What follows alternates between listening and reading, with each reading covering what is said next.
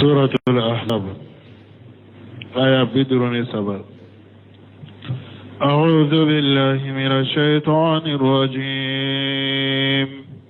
بسم الله الرحمن الرحيم. يا أيها الذين آمنوا لا تدخلوا بيوت النبي إلا أن يؤذن لكم إلى طعام غير ناظرين إناه، ولكن إذا دعيتم فادخلوا فإذا طعمتم فانتشروا ولا مستأنسين لحديث، إن ذلكم كان يؤذي النبي فيستحيي منكم، والله لا يستحيي من الحق. وإذا سألتموهن متاعا فاسألوهن من وراء حجاب، ذلكم أطهر لقلوبكم وقلوبهن. وما كان لكم أن تؤذوا رسول الله ولا أن تنكحوا أزواجه من بعده أبدا، إن ذلكم كان عند الله عظيما. إن تبدوا شيئا أو تخفوه فإن الله كان بكل شيء عليما. بسم الله الرحمن الرحيم، والصلاة والسلام على نبينا محمد وعلى آله وأصحابه وسلم تسليما كثيرا. سبحانك لا علم لنا إلا ما علمتنا إنك أنت العليم الحكيم. أستغفر الله الذي لا إله إلا هو الحي القيوم وأتوب إليه. اللهم انفعنا بما علمتنا وعلمنا ما ينفعنا وزدنا علما. biye karisuye hijriya bakele ani kemenani ani binani ani woro shahru zilqada minye hijriya sankalo tani kelena bisuye umuganai miladi nasaraw ka jate bafula ani mugani duru sankalo duru na bisuye watani seginai ambe dawda wu masjid raja ko ambo kono. A'udhu billahi minash shaitanir rajim. يا أيها الذين آمنوا لا تدخلوا بيوت النبي إلا يؤذن لكم إلى آخر الآية. نهاية من فلان يدرس تمنى أن يدوفو أكا تفسير الله. أنجورا يرومي ألاقية مغو أدبو كوباليو كانادو تشيدن كسوكونو لا تدخلوا بيوت النبي أكو كانادو تشيدن كسوكونو فونا يجندو مكو كادو كانادو منك نو يدو منك فانا وكاناشيكي كوبي باروكي بابو بي أبيتا يرجما ثم استثنى من ذلك okofe min fulani nye naku kanado kiden ka sokono ala ye chogoya do bo ala wa qala taala alakum ala minna korota lendo illa nyujana lakum ila ta'ami khayran najirina inahu akofoni chide na ye jendim auma kana dumuni la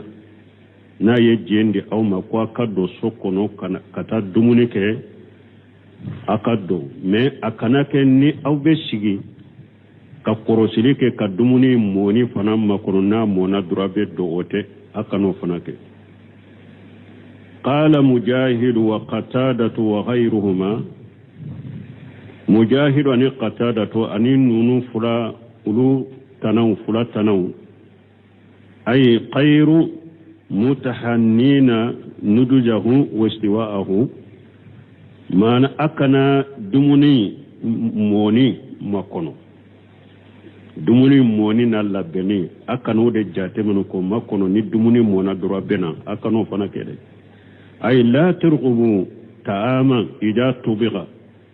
hatta ida qaraba al-istiwa ta'araditum lidukhuli mana kana dumuni koroshive ni dumuni mbake katobi dumuni koloshi na mo wakati sera doro ana toka yire teme puro ana wele akado akanoke ay la tarqumu ta'amila tubiga fa inna li ta'araditum lidukhuli fa inna haja mimma yakrahu Allah wa yadhumuhu ni jogo min fuleni nye fendo alabe min ko aba lakoshi mogo eka koroshirike ni mogo dumuni doba bolo eba koroshirike naka dumuni wakati sera ina iyere nati puru ikado oye jogo ye ala boko abol ayo lagoshi wa haja dalilu mun kasir kon ni nye dalilu ye ala tahrimi tetifili ko tetifili ye haram tetifili munye amba fumi ma nye juguya كن يدلل كن ينجويا كو حرامدو وهو الذي تسميه العرب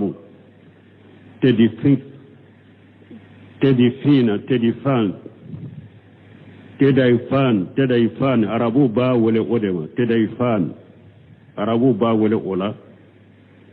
ينجويا عربو با ولا تدفان وقد صنف الخطيب البغدادي في ذلك كتابا في جمع tutayfilina Baghdad al-Qatibu Baghdadi ya kitabu do dilaninka ka kitabun wale fi jammi tufailina ko nyinjugun lagosili wa zakara min akhbarihim ashiya yatul iraduha ako Baghdadi al-Qatibu al-Baghdadi ayekbar ya chaman fu ka kola ni alekwa ko benati abe janya ayekbar ya chaman natu ka kola summa qala ta'ala wala donc ni ya yiranna anko ayen kono adabu munun benina folo u kanado ciden ka sokono fonna ayere jendi ku kaddo kadumune ke kele fulanna u kanake nube dumuni makono ni dumuni moni fram makono ni dumuni mona unu yere nati puru kado ni nye fulanna u kanao fanake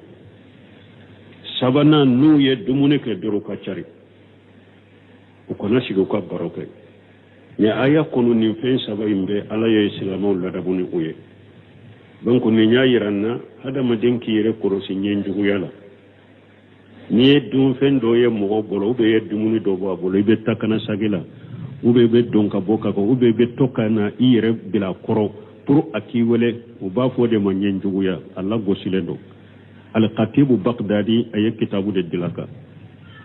summa qala taala o kofe ala ko masami alami na korota lendo walakin ija duitum fadghulu men ni cide nyawele ko ayena dumuni ken kaso ayedo فإذا تعمتم فانتصروا نا يدمونك درا يبوا كچري أن ابن عمر رضي الله عنهما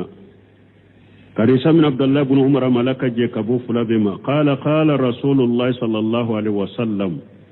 ko alaka ciden ko alaka taruna kishibaka idza da ahadukum aqahu falyazib urusan kana aw khayrahu ciden ko dola kele ni balima yi wole ko karasan ba fe kana dumuni kenfe ajabi kata akera konyo de sa na yi wole konyo dumuni la ube akera dumuni wore minye sawo ni balima ko ni wole dumuni la jabi na yasro balili fente de mimbe ibali kaka weleli njabi ni ala susore ni fen wurute o fi sahihi aida anana Bukhari ani Muslim fen sahalina tuguni Bukhari kono anna Rasulullah sallallahu alaihi wasallam kabala kachide malaka tanuna kishibaka idada ahadukum aqahu falyazib urusan kana aw khayrahu kiden ko dola kele ni balima yi wole ko karasan ba fe kana dumuni kenfe ajabi kata akera konyo de sa na yi wole konyo dumuni la ube akera dumuni wore minye sawo ni balima ko ni wole dumuni la jabi na yasro balili fente de mimbe ibali kaka weleli njabi ni ala susore ni fen wurute o fi sahihi aida anana Bukhari ani Muslim fen sahalina tuguni Bukhari kono anna Rasulullah sallallahu alaihi wasallam kabala kachide malaka tanuna kishibaka ako law du'itum ila jirai la ajabutu ciden ni nye ciden kan majige ako har ni mugomi ni ye ba shende tobi jirai munye jirai de kata ba woro ube saka woro jirai woro de kata kumbele la kata sanfe woro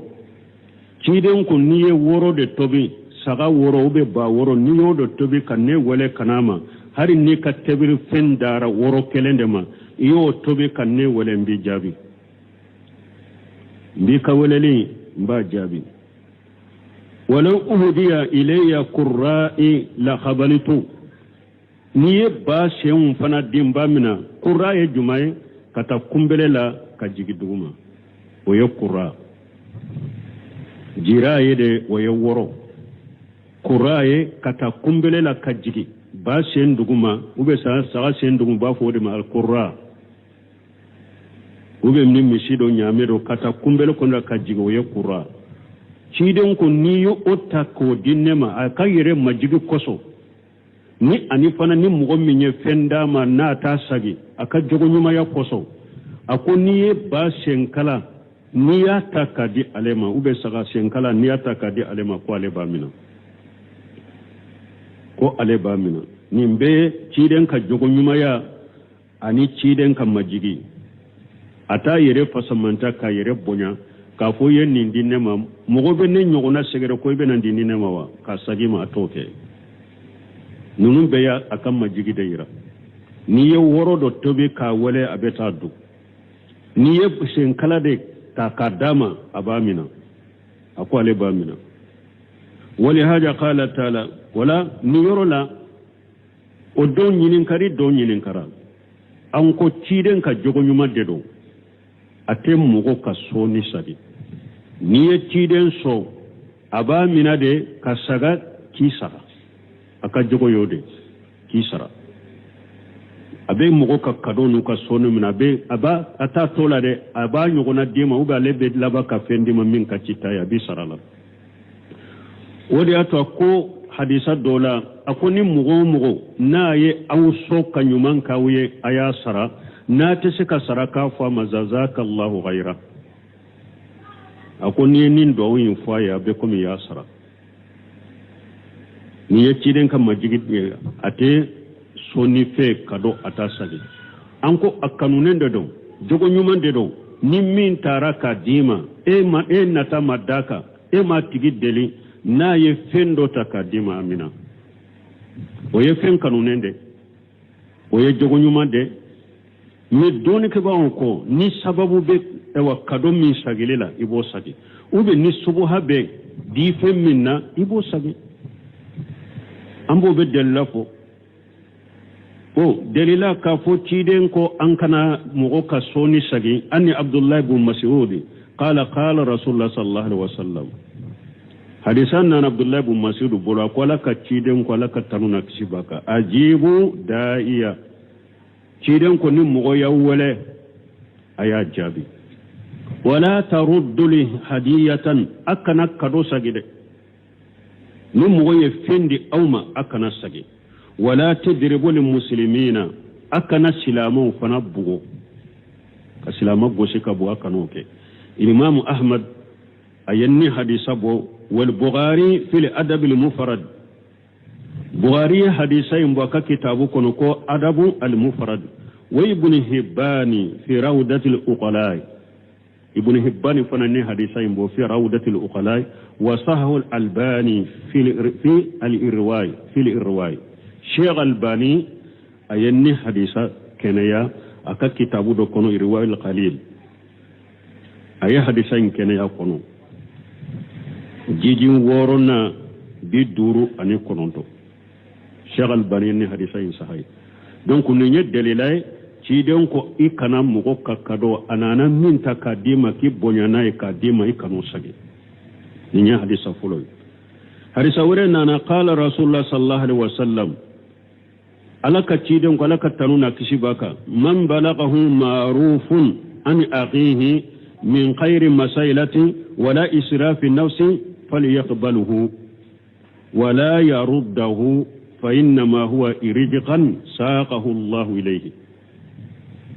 تيدن كو مغمن ني نيومان دو شيرا إما كابو إبالي ما سلاما دو في كاسرو أنانا من دي إما دلي إما نتاكتاما فنا إني من نتاكتاما أمينا كنا سجي أمينا كنا سجي ويقر جاگه دو دي ني ألا يا سما كنا إما ني حديثا وصحه الألباني في صحيحته ني حديثا فنا الشيخ الألباني لا صح في سلسلة أحاديث صحيحة أي ني حديثا أيا كنا يا كاسا donc ni fana ya yira jogo nyuman do akanu do ni mogo ibali masilama do nana mogo do nana kado do dima kasoni do dima ema deli enna tamada ka enni ma annata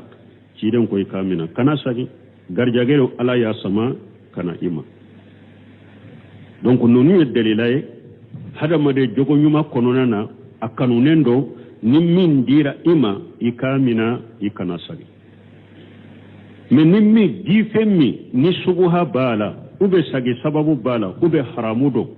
ibo sagi beno fana della fo sagi sababu do ye munye misali la mogo do e ba do ni kunna dalide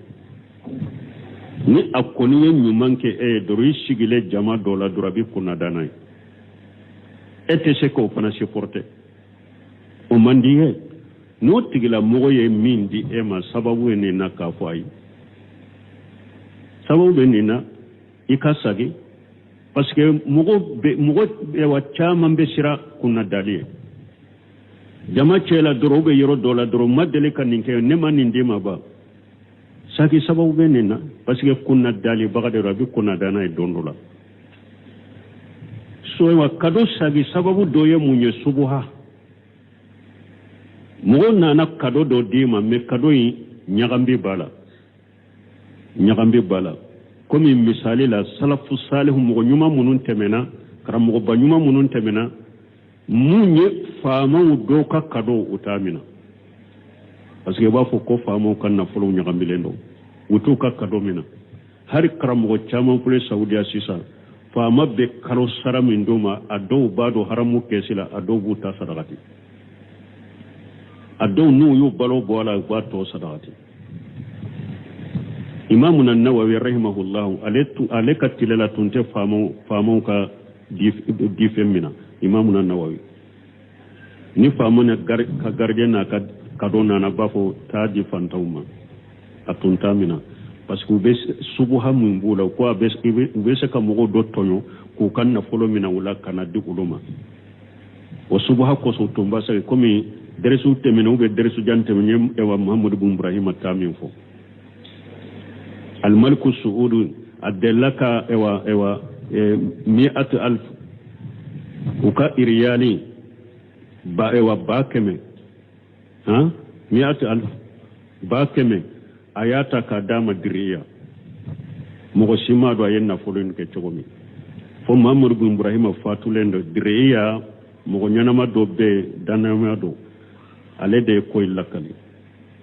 akom masakenye woridi Muhammad bin Ibrahim ma do sumi nyere o suimbe adonna aleka ka woridi alema ko diriya dugu dodero dugu ilaje misiri munun korola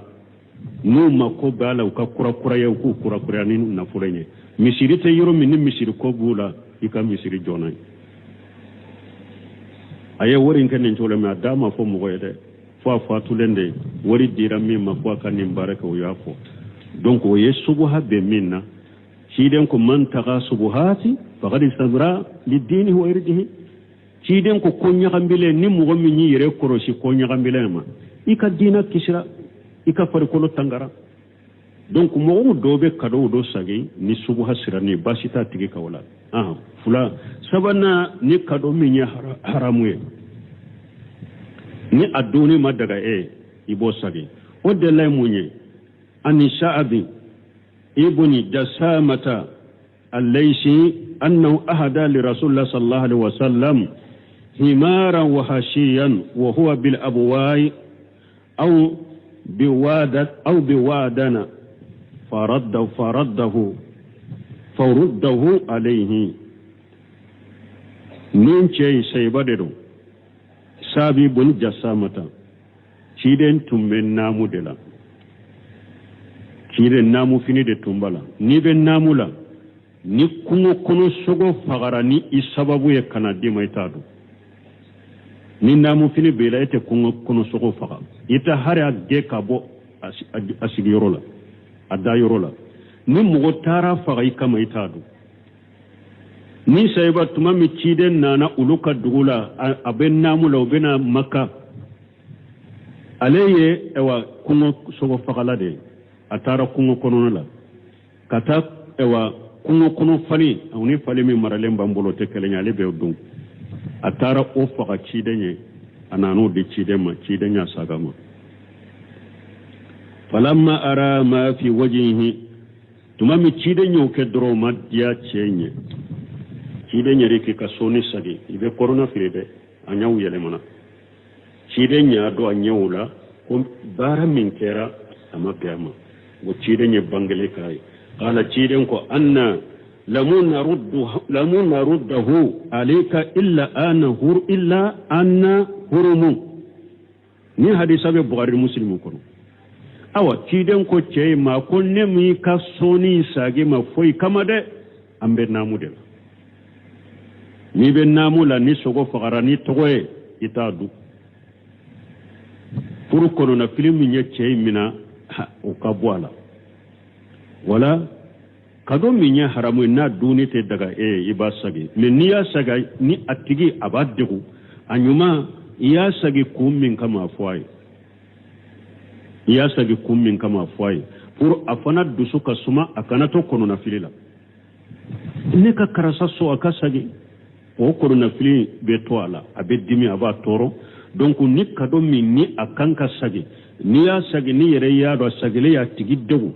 ni be se ka faranfansiya kaya sagi kun foye ibo foye wala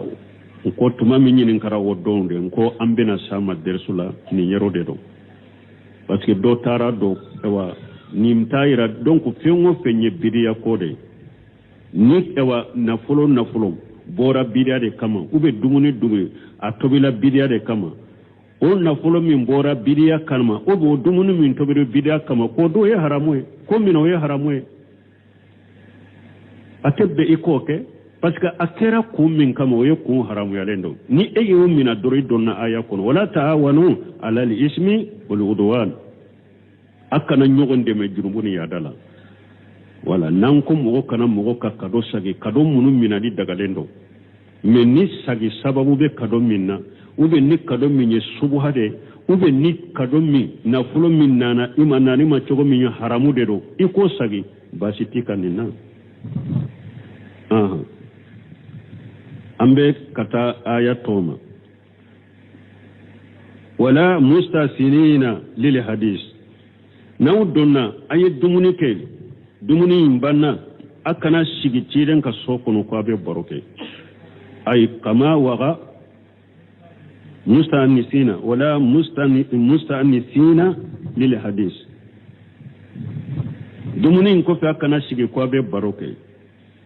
أي كما وقال أولئك النفر ثلاثة كمي أكيرا مغصبا ينبولو تشغمي الذين استرسل بهم الحديث منو نبارو تارانوية ونسوا أنفسهم فو ويرنا ويركو حتى سق ذلك على الرسول صلى الله عليه وسلم فو أجل يرتشيدنك كما قال تعالى قمني على يركو إن ذلكم كان يوجي النبي فيستحي منكم أتنبك كم منك أتنبتشيدن تورو ما تنبمل يوم دي وقيل لمراد أن دخولكم منجله بغير إذنه كان يسق عليه ويتآذى به doko aka doni ciden ka sokono ka sorama jendi awma o tumba ke ka geleya ciden ka tumba toro walakin kana yakrahu an yanhahum an zalika min siddati hayayi sallallahu alaihi wasallam me cide atumbe akukau bali wala o tumanda ye parce que ciden ka maloya na ka same geleyari koso hatta anzala Allah alayhi nahyi an zalika fo ala ye balili jiga ka ola ko mo kana do ka sokunu no majjenyi nafi wali haja qala taala ninde ko so ala ko masamin ala ko ala minna kortalendo wallahu la yastahi min al haqqi ala te maluya te sameti yafolima la yastahi min al haqqi ala te maluya ka tinya fo mo ede ay wa kama nahakum an zalika wajajarakum anhu komi ala yaw balinina chogomi kaw baga ka bonnina chogomi ewa tinya bebo chogodela ala te maluya ka tinya fo mo ede kenya mara ni ikanka balala ala te maluya ki balala ni ikanka kere ala te maluya ki nyamara ko ikate summa qala ta'ala kofi ala kum masamin kortalendo wa idza salitumuhunna mata fashaluhunna min wara'il hijab nabe ciden ka furumu son nyininka nabu nyininka makona fendoma ayun nyininka ka hijabu tanu cede ukake hijabu kofe ay wa kama nahaytukum an dughul alayhinna kumin ala yawbali kwa kana do ka chogomi kazalika la tanzuru ilayhinna bil kulliya ewa akanu laje chogo bela fana u belaje u fambe laje akanu fana kede walau kana li ahadikum hajata yuridu tanawulaha minhunna ni haju baw dola kelem bolo u dola kelem fe ni ba fi kata o haju inta fala yanzuru ilayhinna kana laje ke katuma de wala yashaluhunna hajata illa min wara hijab awa ikanu kidin ka furmuso kelen nyinen kai kamma kona ko dola ni hijabu tinace akanu nyinen ka haju dola ni hijabu te anuce jalikum atharu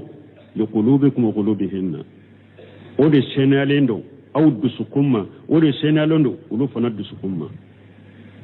ay haja allazi amartukum bihi wa sar'atuhu lakum min alhijab athar wa atiyab la nyine munye min fulen ni nyen ni ne ala yawu nyamariya nayi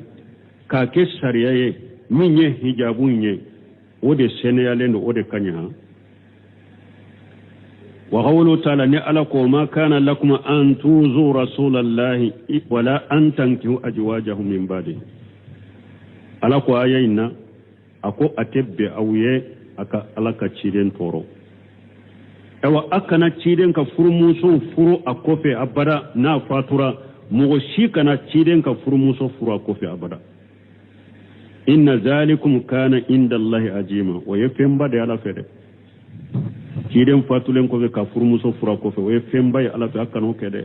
wali haja ninde koso ajima al ulama qatibatan doni ke bagaw bebbe naka kafo annaman doni ke bagaw bebbe naka qatibatan ala anna man tufiya anha rasulullah sallallahu alaihi wasallam min ajwajihi ko ciden fatura ka fengo fento muso to ka furmuso wala annahu yahrimu ala ghairihi tajawuduha min ba'daha haramu yara ciden tanama iko furo akofe doni ke ba bere benembe nenka bebbe naninka li'annahunna azwajuhu fi dunya wal akhirah parce que ciden ka furmuso ya ciden ka furmuso de jiyani lagra wa ummahatul mu'minina kama taqaddama aw mu'minu bi bawde do kuma nyafu katme surat damina ma chugmi wa qad ajjama Allah tabaaraka wa ta'ala zalika wa saddada fihi wa ta'awwada alayhi aw ala masami akabbo na hera kacha ayo gele ya de ka kankari dado da oka ciden ka furmuso furli ala ya gele ya kankari magelende da aka inna zalikum kana inda allahi aziman ako oye fembade alafe ciden ka furmuso furla kofe oye fembaye alafe summa qala o kofe alako in tubudu shay'a aw tuqfuhu fa inna allaha kana bikulli shay alima ay mahama tukinnuhu damairukum wa tanintawi alayhi sarairukum fa inna allaha ya'lamu aw fengo fe na awdu sukun kurla ola awdu sukun yodogo o ala bodo de fa innahu la taghfa li qafiyatu dogo fensite dogo ala iye min dogo iddu sukun iye min bangewo ala bado iye min dogo yi dusukun kono ma bo ala bado dogo fente dogo ala la de ya alam qa'inata al-a'yuni wa ma tukhfi sudur nya be jamfam min ke ala bado ko min dogo lembe dusukun kono ala bado donc ni nyek kankar ma day gundo ni bangela hada maden kelenkele iki janto yerela ko ala ka korosli bi ka chogo bela لا جناح عليهن في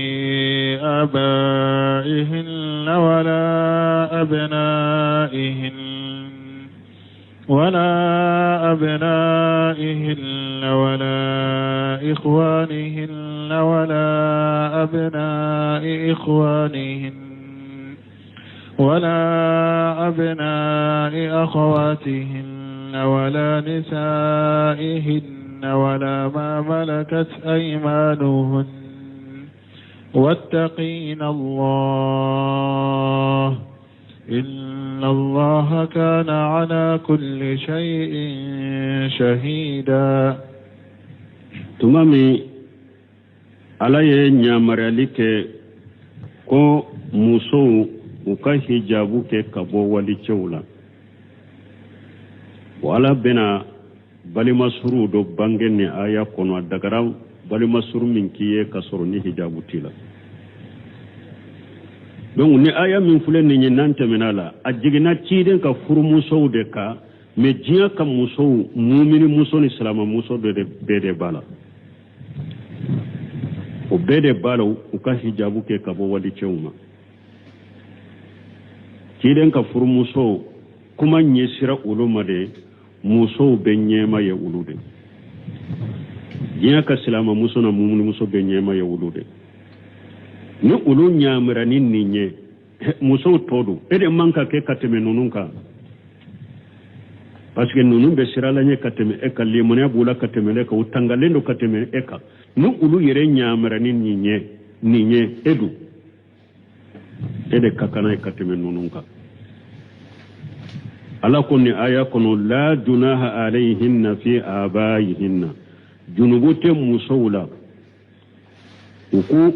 ukam mashirun ku bange ufawiye ifa ofa kata sanfe hari ni muso ma hijabu don ni nyekoro o dagara ki ye kala da finula ifa ofa kata po sanfe junubute muso wala ni na numa hari hijabu do nonunye adagara nonun kuye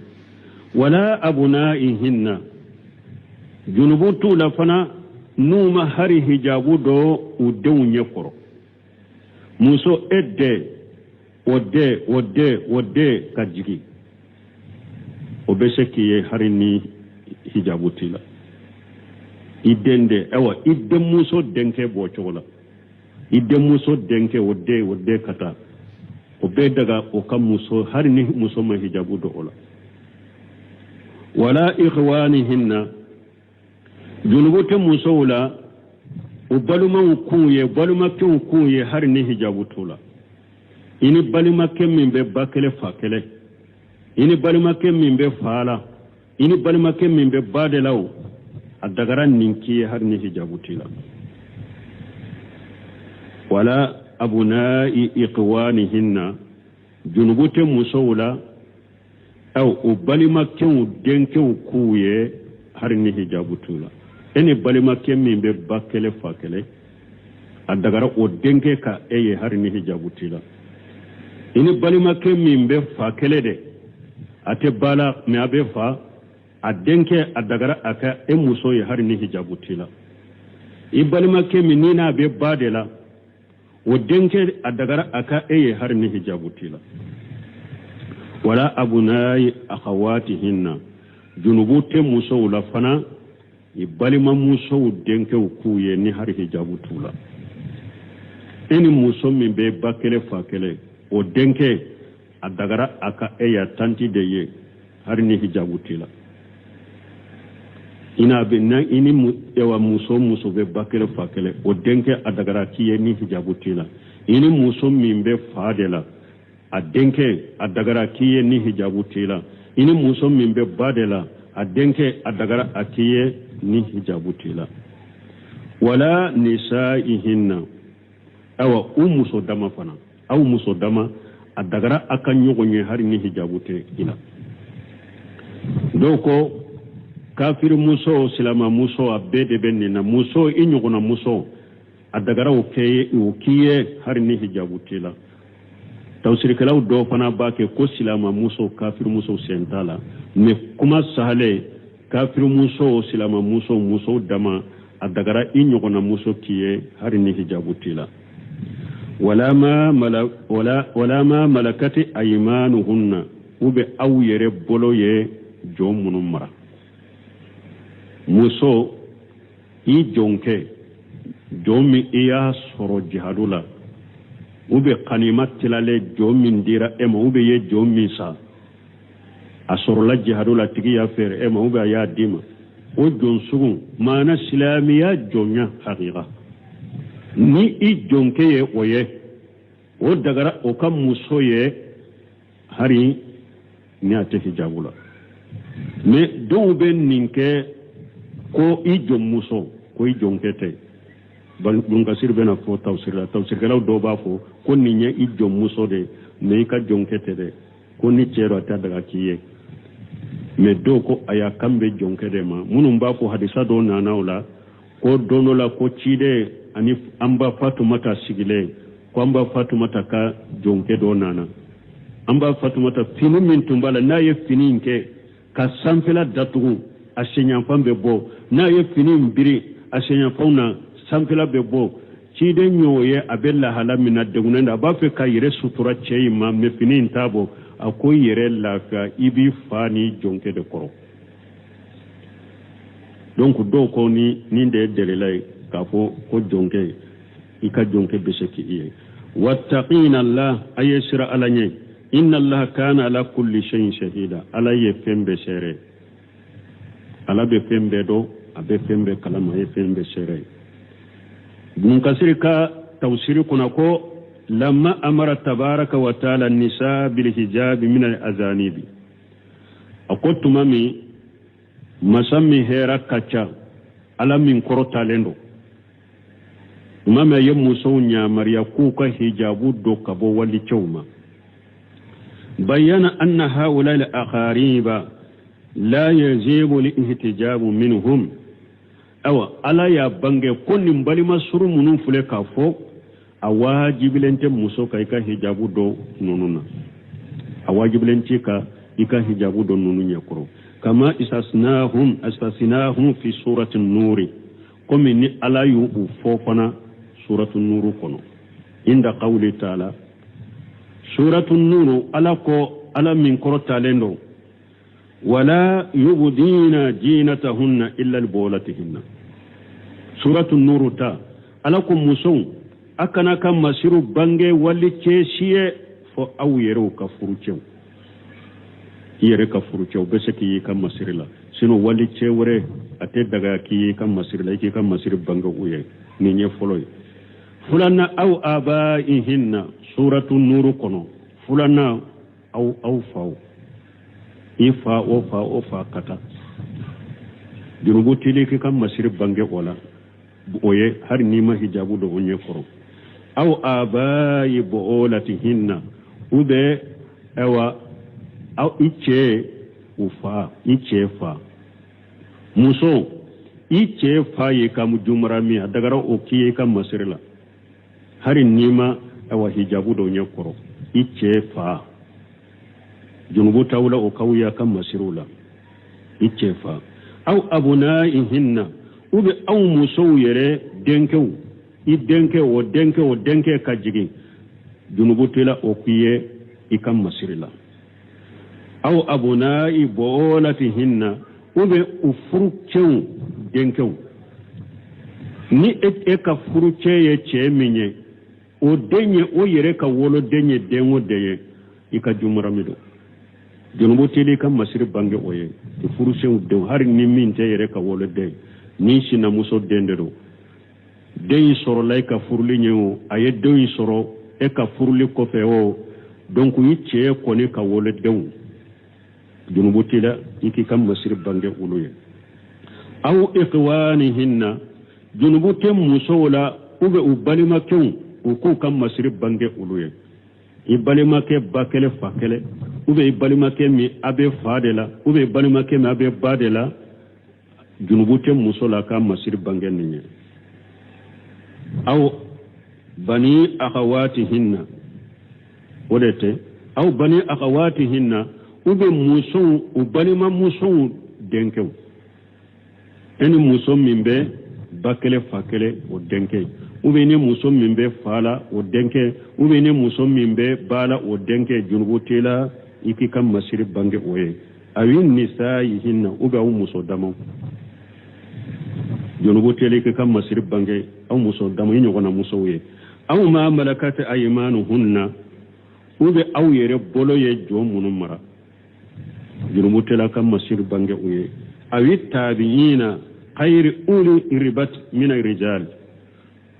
bon abdurrahman sadi ka tawsila suratu nur akoya ala ye mogofo mogomunu ni junubutem ewa musola kam masir bange oye u dow ye muso ka jumaramu ye u dow ta ka jumaramu ye akan yoro fam awi tabiin khayri uli irbati min ar-rijali min fulenye ube che munumbe awunno fi aka sokono ni muso negetula masal e muso eche ala ya ke setigide fona siride do chewu do be do no fe munu muso lu hakilite muso ko yerela me ulu ko ni be do aka sokono eche no fe dumuni nunu de kama abe fona shira mun ko ye abe kado mun de ma be dumuni munun to be no be dumuni ka no fe ube do ode no fe me muso nege yeretala ube ubuche no fete oche sugu yala uye muso ka jumarami ado bese ka muso ka jumarami dowa me ni ateche muso kodo muso nege yeretala muso ko yere nege tala te muso kodo alebe ewa iche no fe doro du aka be don ka famin soro doro abe na famin soro no fe bo junubu tawla ka masir bango oche sugu ye awi tefili الذين لم يظهروا على أورات النساء ube demisem fitinu mununte muso laura kalama demisem munu san fula san saba nyogono folo la ibe sika ke san wolon fula ite muso ko ire kalama barote foynyana ite foydo ala o demiseni sugu demiseni te muso ko kalama o dagara muso ye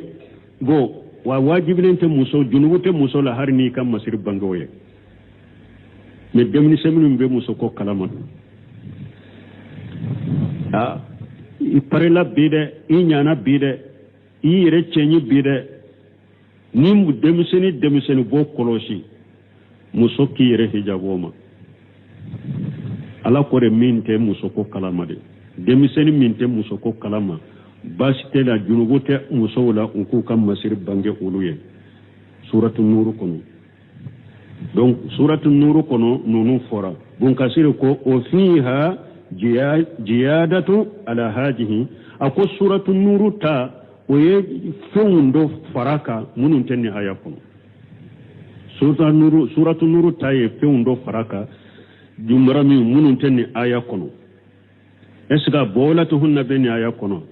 oteni aya kono jumaramu do be suratu nuru kono bo munum be ya suratu nuru taye do faraka uteni kono jumaramu la wa qad taqaddama tafsiruha wal kalamu alayha bima aghna an i'adatihi ha huna anyo tafsir fokateme mimba ankariya kasage ko foya anyo fokateme o yorola wa qad sala ba'du salafi fa qala lima lam يذكر الأمة والقال في هاتين آياتين سلفو دوين ينكاليك منا مصب بنانكينا بنك مفوني آياو كونو منا ومفو مصب بنانك فنا يبنك يجمرا ميدو من منا ومفو آيا كونو سلفو دوين ينكاليك نينا فأجاب إكرمة وصحابي إكرمته يجابلك يعني الشعبية كما ينجابي بأنهم لم يذكر لأنهما قد يصفان ذلك لبنيهما ikrimatuni sabi ka jabu kera munye uko binanke ani benke mafu jumaramu la aya kono ika jumaramu do fana mais parce que nu ye muso ya ka masirila ima daga wulu yereye mais I dagara u denke wuye bese kata I mankutu denke wuye yekara sa demuso ya beta ita furwa u bese kata I mankutu denke wuye saabi aleni ewa ikrimatani sabi yenninde fo wa kariha an tada khimaraha inda khaliha wa ammiha ninde koso ala ya ko muso kana aka ewa kunna birimbo akana ewa aka hijabu bo denke koro ani ewa fanincini koro kanu ubo yere la masiru bo na buye parce que bese kata amankutu udemunye ikrimatani sabi yennin fote mais doni ko ban wore wuye sababu wore fo minten ninye Abdurrahman Sadi ko ako munna benke ani binanke mafo liannahunna ija lam yahtajimna ammanhunna ammatuhu wala qalatuhu min abunai ikhwati wala akhawati ma rifatihunna alayhim sadi mufo akonna yasru muso ni atene muso ye sisa ube muso atantiye na ya suru ebe hijabu do alela kaniye ibalimake de ete hijabu do kaniye wa bo ako ekoro talendo mununka ebe munu sanfe ni eye hijabu do ulula munun bi sanfe do ite hijabu do ulude nyakoro ahe Abdurrahman Sadi ulu katawsirulo ko hakili kaddu نا ياسر لأنهن إذا لم يحتجبن أمنهن أماته وقالاته من أبناء الإخوة ولا أخوات ما إرثاتهن عليهم فبعدم احتجابهن أمهن وخالهن من باب أولى أفهمرا نا ياسر شيسا muso min ni atene muso ye ewa chemi na atene muso ye eta le sanfe wa atene muso ye balimake mundo ni muso tene muso beke mundo nde ibinanke aya famu ibinanke dente wa eta sanfe wa ale munye atene muso teya Voilà, na ya sur min tene muso ye ba ale sanfe ale de tene muso ye la be sanfe korota lendo aleka na ya sur yire hijabu min bi koro o kaniye ani ewa ibalimake o denke o munye atantite ya na ya sur korota lendo ka bo sanfe o baye o sanfe me ye hijabu do kaniye min bi sanfe do binanke te sanfe wa ale fana to koro ibinanke ito koro ale te sanfe ibenke ito koro ale te sanfati atika ba palasila wa ale te sanfe wa munna ite hijabu do wala ebe min sanfe ye hijabu do kaniye munna min be sanfe ite hijabu do o kaniye niye Abdurrahman Sadi ka jabu ya famura Abdurrahman Sadi ninde jabu ko ninde ya to binanke ni benke mafo ni ewa binanke denke fora kaba ko kire hijabu ola bo ni balimake denke fora kaba ayala kire hijabu ola ebe ulu fana sanfe min fana be sanfe min ye binanke ani min ye benke ka hijabu do kaniye fahara ode kaka wala yuzkuru al-ammi wal khali li annahuma يجريان مجرى الوالد والدين وقد يسمى لأم أبا قال الله تعالى مورا عبد الرحمن ساري تعالى قرطبي فنكو تشغل قرطبي أقوم منا بنانك مفو musoka ewa jumara miula munna benke mafo musoka jumara miula ako parce que binanke ani benke ko nunun be ka bangebagaw palasi de la i binanke be fa palasi de la ye wote i benke be ba palasi de la ye tumami u be bangebaga fula palasi ya o de y'a to ala ko i ka u ma fo yɛrɛ hijabu be do parce que i binanke be fa palasi de la i benke be ba palasi la tumami a y'o fɔ a ye aya sama a ko parce que hadamaden binanke be wele kuranna kono ko i fa o tumami fatuli nana yakuba ma a ko a denw ma ni ne fatura a be jɔn bato ne kɔfɛ a ko na abudu ilahaka wa ilaha abaika ibrahima wa ismaila wa ishaqa ilahan wahidan wa nahnu lahu muslimun yakuba mun ye ismaila abinan ketiya ishaqa de denye yakuba ishaqa balimake de ewa ismaila mais ala ye ismaila fo yakuba faula abinan kede da ala ya fo faula na abudu ilahaka wa ilaha abaika ibrahima wa ismaila wa ishaqa mo ko ni ka fo immo ke yi faye kuma bola wala ibrahima fora ayayin kono ka ke yakuba faye ishaqa ya awolo faye o fora kono ka ka faye ismaila fora ayayin kono kwa fado imam na qurtubi ko akon ninde yato benke ani binanke mafo aya kono ka soro muso ka jumra mudo parce que bi bange baga fula joyoro de la kuma munun fora ni aya jabula don ka ba boro o yen ni naktafi subha ambe aya dafa wa qawlu ta'ala wala nisaihinna يعني بذلك عدم الاحتجاب من النساء المؤمنات ناكو أو مصدما جنوب تولى أو مصدما هر نيما حجابو أما حجابو دو إن يغنى مسو نيكورو كو مانا إكنا حجابو دو مؤمن مسو كورو مؤمن مسو ما فوكو سوري بالا دو كو مؤمن مسو دي دو كافر مسو سنتالا ابن سيمين رحمه الله ولو يمين كان يا مسو بيدو وقوله تعالى ولا ما ملكت أيمانهن نألقوا أني أو بلو يمون مرا يعني بأرقاءهن من الذكور والإناث معنى أكا جوم مرا لا تشيمنا مسوما نونم بسيك ويهاري نيما هجابو دو إكا جوم كي مرا لي إكا جوم مسو مرا لي دقرا نونم كي هاري ني هجابو تيلا كما تقدم التنبيه عليه وإراده الحديث فيه bon kasiri ko kuma atamina chogo me ya mugo ya hakili ale hakili jige kola ani hadisa nana la nko hadisa nye jumay hadisa nana abi dauda kono ani anasi radiyallahu anhu abi hamisi laje anna nabiy sallallahu alaihi wasallam ata fatimatan bi abudi qad wahabahu laha abi hadisa kono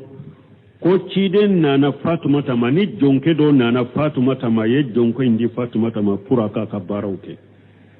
wala fatimata sawbun ija qanna'at bihi rasaha lam yablugh rijlayha wa ija qattat bihi rijlayha lam yablugh rasaha ayasru fini dobe fatumata la na ya kumbiri ni fini nye senfula bebo na ya fini mbiri senfula la kumbebo فلما أرى النبي صلى الله عليه وسلم ما تلقى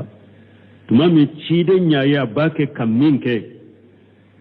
قال تشيدن كو إنه ليس عليك باسو تشيدن كو باشتيك إنما هو أبوك وغلامك إفاني إجونك درو أبو داود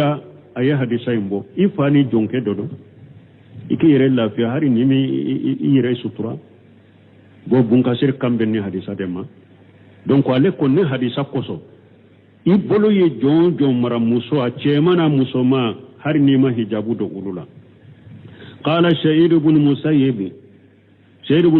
ko inna ma yani bi al ima faqat amaye sha'id ibn musayyib ko jom muso doronder ko jonke sentala anko sosuli bala me bunkasire hadisa nati abe hatage hadisa sanadu kallaje dorna sahalendo وقوله ناكو ني ألاكم ألا من كرتالينو واتقين الله أي سر على إن الله كان على كل شيء شهيدا على يفهم بشره أي وأغشينه في القلوة والعلانية أي سر على نكلم بيرومي أي سر على نبي بانجلا ما نقولوني بانج أي سر على فإنه شهيد على كل شيء على يفهم بشره أبي فهم بشره على أبي فهم بدو لا تخفى عليه خافية فراقبنا الراقبا أو فيتدو على أي على كل شيء كادو كل شيء بغدو أكا جانتو أير لا مسو بالمن يوروبا لا كوم أنك وقتي شرا مسو دو بولو عليه بايري حجابو أشيدي parce que muso do bolo ni e ma wajibi hijabu de wajibi aka ate hijabuta muso chama nyerebe hijabula kumi acheye hijabu bilaka ache bakele hijabula abe hijabula o kama chete yoro ate hijabudo na bora che nye korodoro ate hijabudo ata yere sutura ni che be da ba yere sutura kabo ado yere nunu fambe datugo kabo enya na bora doro nya dutunen ko ni be wala kabo la si bora enya koro wodi ya to tumami alaye hijabu fo musowe aya sagi kata uma aye sira lanya de akado ala be gundoni bange bedo abe fembe kala materialin be fembe la iye min ke chenya na ala bado iye min ke che ko fe ala bado ibe gundola iye min kala bado ibe bange la iye min ke ala babedo hada maden kasira ala nyebe yoro ara paralembi kan alaka ala nya siranya dama kalimuna dama wakati sera ya subhanaka allahumma rabbana bihamdika ashhadu an la ilaha illa anta astaghfiruka wa atubu ilaik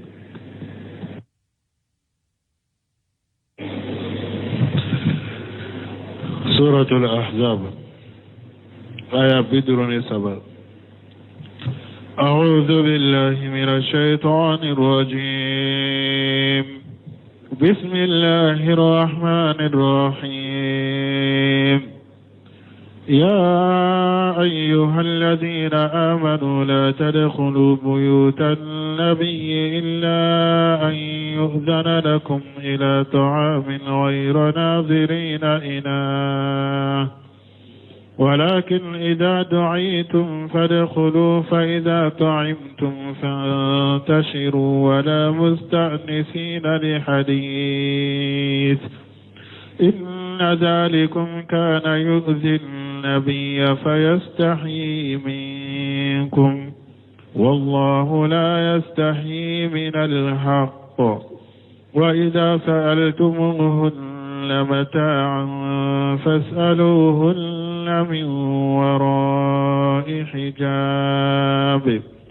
ذلكم أطهر لقلوبكم وقلوبهن وما كان لكم أن تؤذوا رسول الله ولا أن تنكحوا أزواجه من بعده أبدا إن ذلكم كان عند الله عظيما إن تبدوا شيئا أو تخفوه فإن الله كان بكل شيء عليما بسم الله الرحمن الرحيم والصلاة والسلام على نبينا محمد وعلى آله وأصحابه وسلم تسليما كثيرا سبحانك لا علم لنا إلا ما علمتنا إنك أنت العليم الحكيم أستغفر الله الذي لا إله إلا هو الحي القيوم وأتوب إليه اللهم انفعنا بما علمتنا وعلمنا ما ينفعنا وزدنا علما biye karisuye hijriya bakele ani kemenani ani binani ani woro shahru zilqada minye hijriya sankalo tani kelena bisuye umuganai miladi nasaraw ka jate bafula ani mugani duru sankalo duru na bisuye watani seginai ambe dawdahu masjida rajahu ambokono أعوذ بالله من الشيطان الرجيم يا أيها الذين آمنوا لا تدخلوا بيوت النبي إلا يؤذن لكم إلى آخر الآية نهاية من فلان يدرس تمنى أن يدوفو أكا تفسير الله أنجورا يرومي ala ye mɔgɔw adabu ko baliw kana don ciden ka so kɔnɔ la tadkhulu buyutan nabi a ko kana don ciden ka so kɔnɔ fo n'a ye jɛn d'u ma k'u ka don kana dumuni kɛ n'u ye dumuni kɛ fana u kana sigi k'u bɛ baro kɛ u ka bɔ bi a bɛ ta yɔrɔ juma summa istasna min zalika o kɔfɛ min filɛ nin ye n'a k'u kana dɔn ciden ka so kɔnɔ ala ye cogoya dɔ bɔ a la wa qala taala ala ko ala min n'a kɔrɔtalen dɔ illa yujana lakum ila ta'ami khayra najirina inahu a ko fo ni ciden n'a ye jɛn di aw ma kana dumuni la n'a ye jɛn di aw ma ko a ka don so kɔnɔ ka taa dumuni kɛ a ka don mais a kana kɛ ni aw bɛ sigi ka kɔrɔsili kɛ ka dumuni mɔni fana makɔnɔ n'a mɔna dɔrɔn a bɛ don o tɛ a kana o fana kɛ qala mujahidu wa qatadatu wa ghayruhuma mujahidu ani qatadatu ani nunu fula ulu tanaw أي غير متحنين نضجه واستواءه ما أكنا دمني موني مكونو دمني موني نالبني أكنو دي جاتمنكو مكونو ني دمني مونا درابنا أكنو فنا كده أي لا ترغبوا طعاما إذا طبخ حتى إذا قارب الاستواء تعارضتم للدخول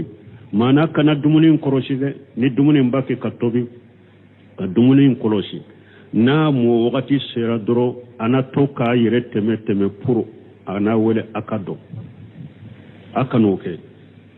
ay la tarqum ta'amila tubiga fa inna la ta'aradatum lidughuli fa inna haja mimma yakrahu Allah wa yadhumuhu nin jogo min fuleni nye fendo ala be min ko aba la kusi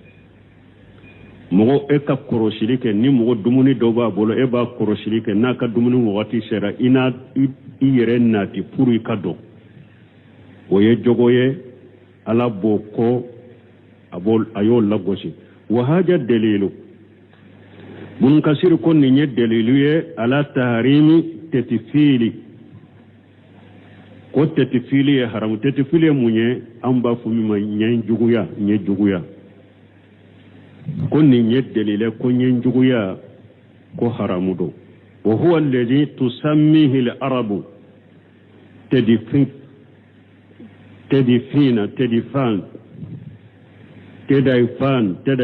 arabu ba wale odema tedifan arabu ba wale ola ɲɛ juguya arabu ba wale tedifan وقد صنف الخطيب البغدادي في ذلك كتابا في جمع تتيفلين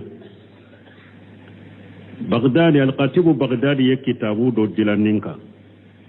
ككتاب ولا في جمع تفيلين كو نينجون لغوسلي وذكر من أخبارهم أشياء يطول إيرادها أكو بغدادي الخطيب البغدادي aye kibariya caman fu ka kola min ni ale ko ko benati abe janya aye kibariya caman natu ka kola summa qala ta'ala wala donc ni ya yiranna an ko ayen kono adabu munun benina folo u kana do ciden ka sokono fonna ayere ye jendi ku kaddo kadumune ke kele fulanna u kana kɛ n'u bɛ dumuni makɔnɔni dumuni mɔni fana makɔnɔ ni dumuni mɔna u n'u yɛrɛ nati puru ka dɔn nin ye fulanna u kana fana kɛ sabanan n'u ye dumuni kɛ dɔrɔn ka cari u kana sigi u ka baro kɛ ni aya kɔnɔ nin fɛn saba in bɛ ala ye silamɛw ladabu ni u ye donc nin y'a yira n na hadamaden k'i yɛrɛ kɔlɔsi ɲɛjuguya la n'i ye dunfɛn dɔ ye mɔgɔ bolo ou bien i ye dumuni dɔ bɔ a bolo i bɛ takana sagi la ou bien i bɛ don ka bɔ ka kan ou bien i bɛ to ka na i yɛrɛ bila kɔrɔ pour a k'i wele u b'a fɔ o de ma ɲɛjuguya a lagosilen don al-Khatibu Baghdadi a ye kitabu de dilan kan summa qala taala o kɔfɛ ala ko